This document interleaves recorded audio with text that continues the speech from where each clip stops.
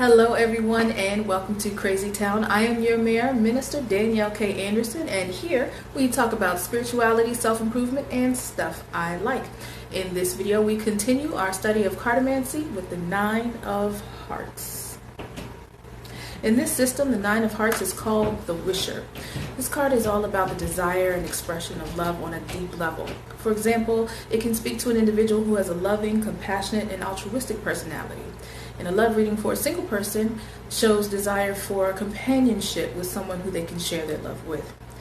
If you're doing a reading for a person who's in a relationship, it can show there's a desire to level up, so to speak, like going from dating to engaged, or moving in, or for a more committed couple, having a baby.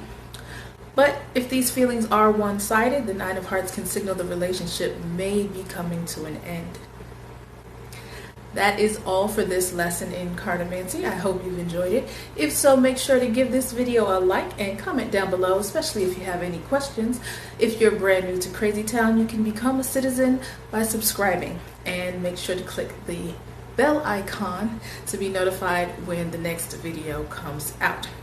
In the meantime, you can get caught up on the entire series by clicking here, and to see something else you might like, click here. Until then, I'll see you in the cards.